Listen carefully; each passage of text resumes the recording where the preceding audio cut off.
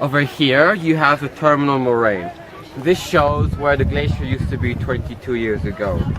Over here you have the lateral moraine, which shows how high it used to be, the glacier. Over here you have the glacier lake, which the glacier streams into. And if you look at the top, you can see some cracks in the ice, which is the crevasse. And the front of the glacier is called the snout. And all the rocks you see are the sediments. Okay, so I did station 4, and I'm discovering about glaciers and glacial retreat. So the glacier used to be to where those two streams are over there.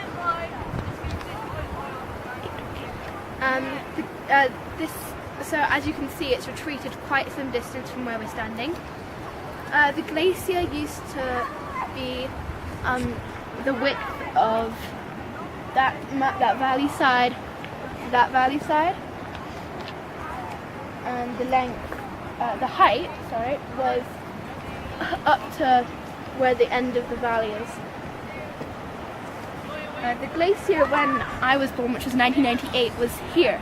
So you can see where the glacier is now, back there, and where I'm standing. Glacier retreat is important because, as you can see, it's retreated an awful lot in just 22 years, and climate change is affecting glacial retreat. So glacial retreat is an example of climate change because the weather's getting hotter, so the ice is melting, and in 40 to 50 years, 90% of Switzerland's glaciers will disappear.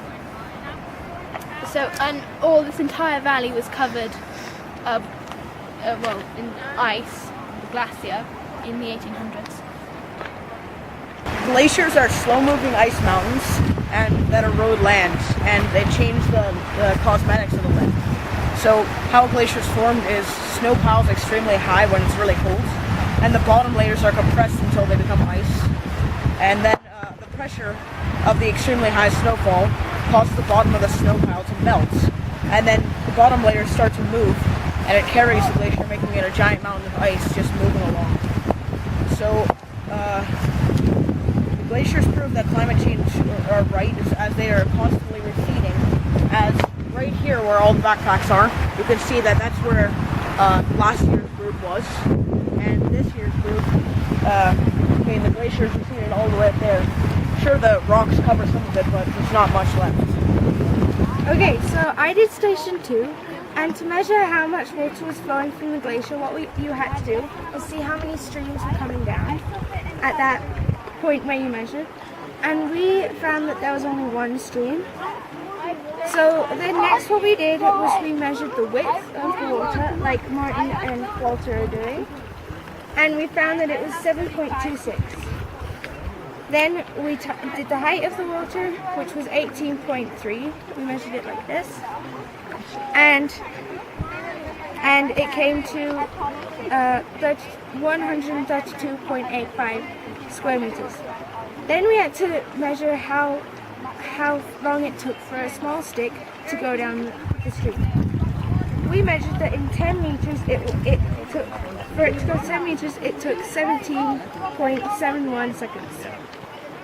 Then we multiplied those two numbers that I just told you, and we came to a volume of 235.14 square cubed meters per second. Then we multiplied it by the number of streams, which was only one, so it came to, we found that the total volume of water coming down meter per second was 235.14.